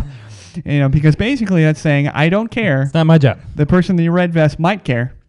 I don't know. Pass you off. There might be a purple vest. I don't know. Right. But no, I those of us who worked in the casino industry love to pass the buck because people are vicious, up to and including throwing and spitting and peeing in the fountains. But I mean, people are so mean, and I can't imagine what Sam went through. I mean, they were mean to me. I was going to say, Sam, like on average, what was like 1 out of 10, 5 out of 10? Like how many people walked up to you with a problem rather than just wanting to have a player's card? I'd say 9 out of 10 customers. I was going to say at least over half. And that's a mixed combination of either the original employee didn't explain to him the card properly. Yeah. They either demagnetized their card, they didn't understand the situation, right? Or also they just came in already pissed off and angry. Yeah. And like, you can't, you guys know how it is. You guys can't be aggressive about it, so you guys just stand there and smile. Yeah, you gotta kind of take it. Nod your head. Well, see what the corporate environment did, and then subsequently the tech environment that they've created. What they've done is gone against their own caveats in like the policies and procedures. They want you to. They love this phrase back in the day. Own the problem. Meaning that I can't help you, but I'm gonna find I'll find somebody. I'll find some. Yeah, but now with app based, everything is tech and everything is this and cloud based. We can't help you. We don't know. We literally can't help you. We're not tech support. Yeah. We're not tech support. We're not IT guys. Yeah, there's no owning of the problem. We have to give you a negative response, send you on your way with a possible solution. And how many times have you called tech support? Has anybody ever called tech support? Good Lord. And had it not taken hours? Yeah.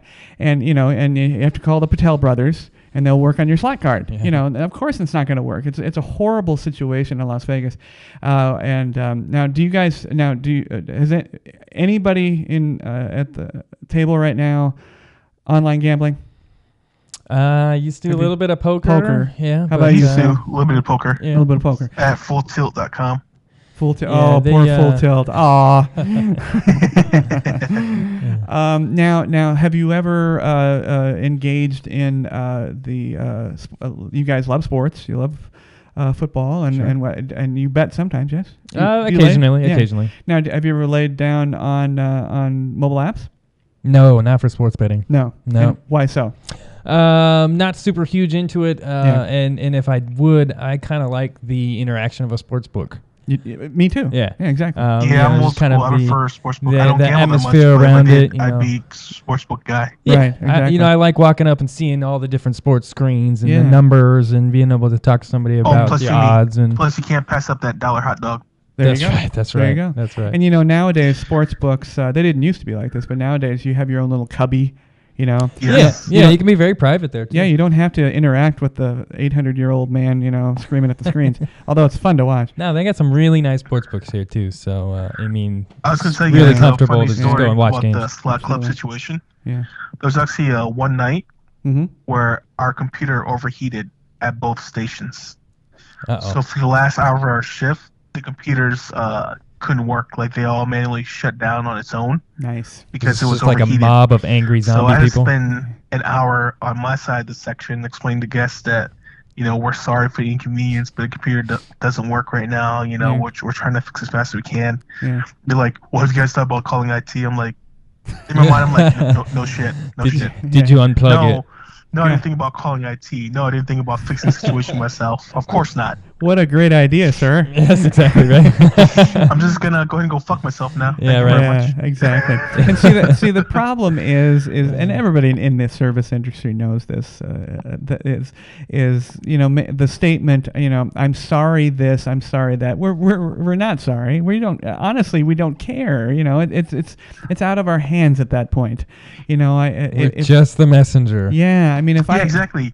If you were in our shoes, you'd understand what's going on. Yeah. But since you're a tourist who's drunk beyond all recognition, you're gonna be an ass about it. It's like it doesn't help you. Like you being rude to me doesn't expedite the situation at all. Yeah, I mean, if everybody in the consumer transaction just admitted a few different things, just neither one of us care, neither one of us are sorry.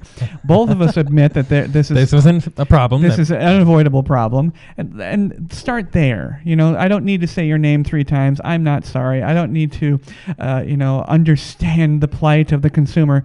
Let's just get rid of all that and move on to the problem. And if I can't help you, fixing it. Yeah, if I can't help you, I'll try to find somebody that does.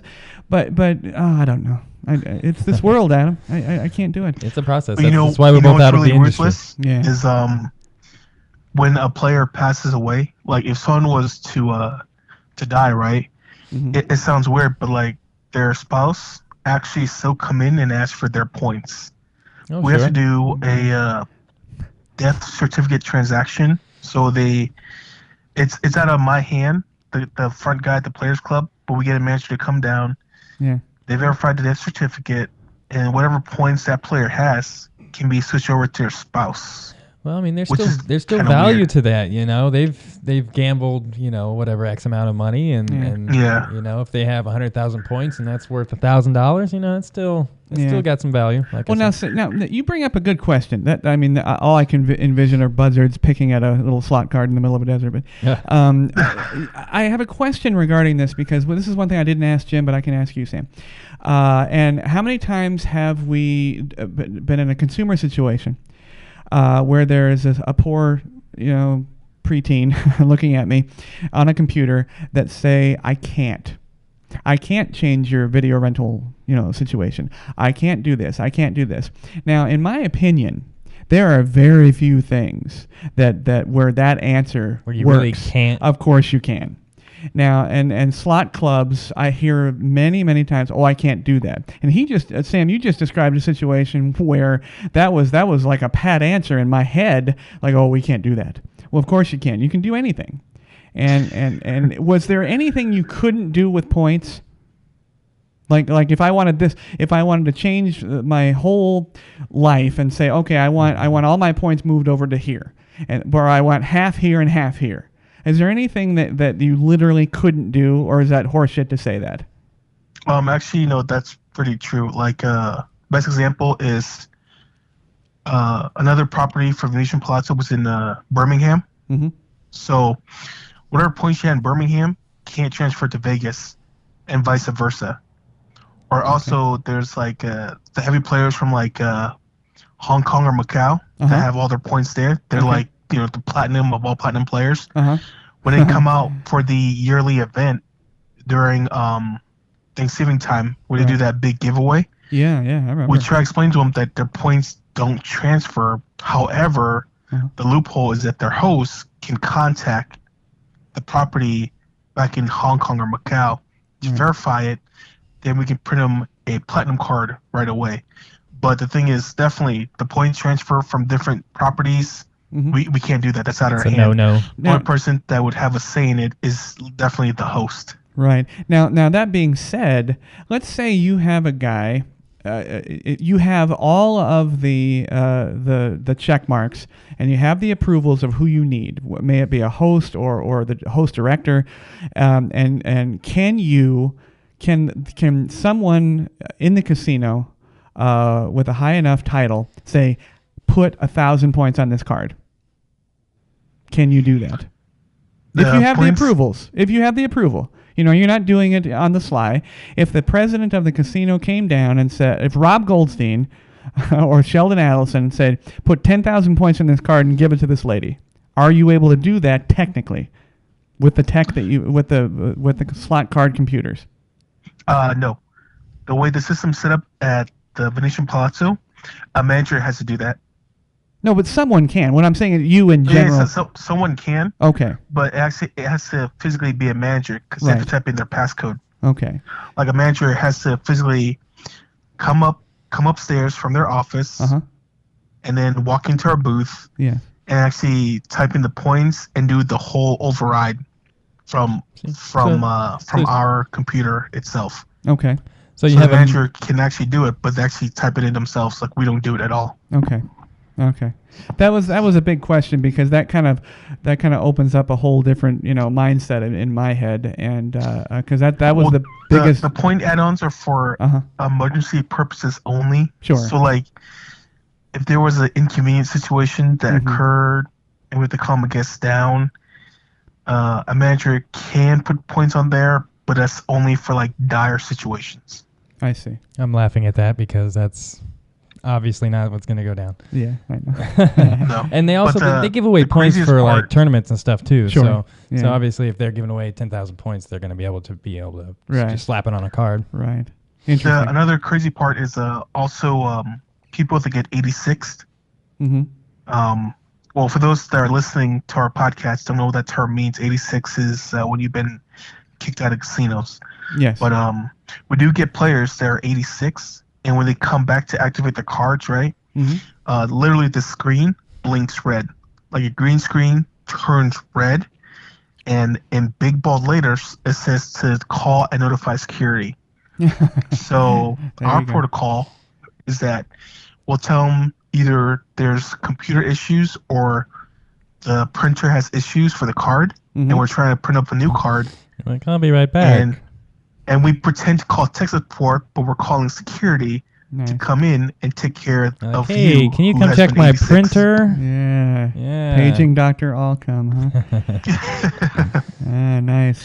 That's cool. I got that a few times. I felt so weird because I'm like, oh man, I wouldn't be that asshole that's kicking you back out again. Right. But I have nothing to do with that, dude. I'm sorry. You're getting kicked out again. Like, you're red flag for a reason. I can't help that. They leave in peace.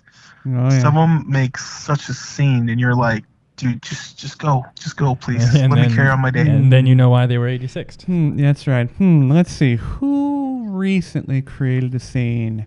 I don't know. OJ? Oh, yeah. It was in the news recently, the Cosmo. Yeah. OJ was kicked out for supposedly being too drunk. But being OJ? Yes. I was at the Cosmo. I was at the Cosmo yesterday, and I didn't hear about this. Yeah, they can't confirm it was an official 86, but he was he's no longer welcome. He was escorted out. Yeah, he was escorted out. But have a nice night, sir. Yeah, right. Well, thanks, guys. That was great. Hope that answers your question, Dave. Let me know if it did, or if there's any further questions. I'll be glad to research that for you. And thanks, Jim, for all that intel. Thank you, Sam. That was fantastic. Of course. Area 52, I got an interesting one, and then we will sign off. True or false, gentlemen, is if you are above the Imperial Palace Hotel in a helicopter, let's say, and you look down, Does it look like a swastika? Oh, the Imperial Palace? IP. Man. Or did since it? it's on Did it? there, It's- I'm going to the must-have at some point. Okay, Sam, what do you think? That actually is not true. It's not true. It's never false? did. It had angles that were akin to a swastika, but it absolutely did not look like a swastika. That was a wives' tale for many, many years. However, as I delve deeper into this story, the old owner and builder of it, his name was Ralph Engelstad. It opened in 1979. Is that German?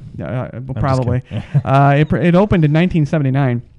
And he actually had to settle with the Nevada State Gaming Board for 7 figures, I believe, and because it didn't look like a swastika, but inside he had 2 separate parties commemorating the birthday, posthumously, of course, of Adolf Hitler. I don't know how he acquired these, but with millions of dollars of memorabilia from the Nazi Party and Adolf Hitler directly. Wow. 2 different parties, and this was found out, and to maintain his gaming license, he had to pay a fine. A giant Nazi fine. Yeah. Wow. Yeah, right? And the gaming board, that'll show you how powerful they are. They said you're tarnishing the city's reputation. I don't know if that's true. I didn't even know. I mean, I guess Back in the day, yeah. Harrah's now owns the IP, and I believe it's now generally, portions of it are still there, right? I believe so. Yeah. I have to look up an aerial picture of it. Because that's the link area.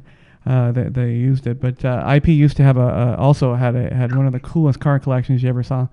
And they also had the distinction, I think I mentioned this before, they have the distinction of the only casino where you can't get out the way you came in.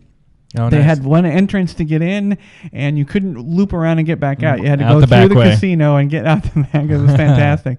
That sounds ridiculous. But right past the gift shop. right past the gift shop. But big negative on the swastika. That did not look like that. But the parties were real. Parties were absolutely real. Yeah. And that would have been a strange party. I would like It would have been a strange party. Be like in Inglourious Bastards, that movie. I can't imagine what it would look like. Like someone's gonna show up with a bat. I don't know, but they were lavish apparently, and millions of dollars in memorabilia, including flags and art and statuaries, and oh gosh, I can't imagine that. I'll try to check out our blog on WordPress, and I'll get as many links and pictures as I can for you guys to look into that. Nice. I think that's fantastic. Vegas has no boundaries. We've branched into a lot of things. We have gone into everything. So clearly we made it through the Nazi stuff. We're going to make it through social justice. We'll make it through the bisexual Valkyrie. We're going to make it through everything. I hope so. I think We'll survive all the comic book changes. Because, I mean, at the end of the day, the comic books just reflect the times as usual. You're absolutely very right. true, Sam. Absolutely right. And I think the gentleman you mentioned earlier, Bendis, I think that he could probably attest to that. He's probably seen massive changes over every decade. I mean, he had to write I don't know if he some of those even big knows changes. changes more than his wallet. Because I'm sure he's Yeah. swimming in a bed of money. Oh, I'm sure. Yeah, I'm sure they had to lure him from Disney or Marvel with the Yeah. big paycheck. So Absolutely. yeah, good on him. But connect with us again on Friday for the bonus episode, part 2 of my interview with Chris at Faces and Aces Podcast. We're going to talk about what's going on with podcasting and talk about some numbers in that one.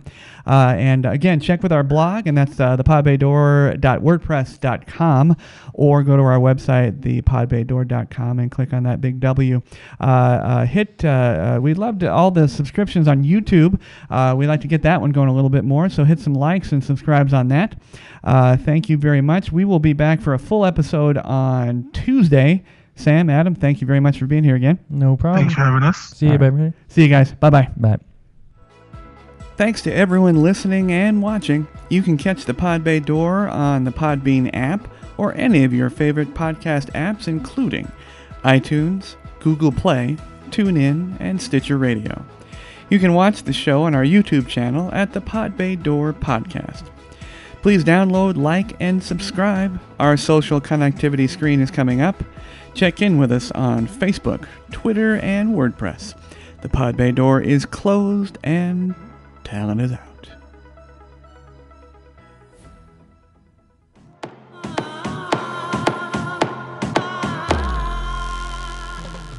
Hey everybody, thank you very much for tuning into the show.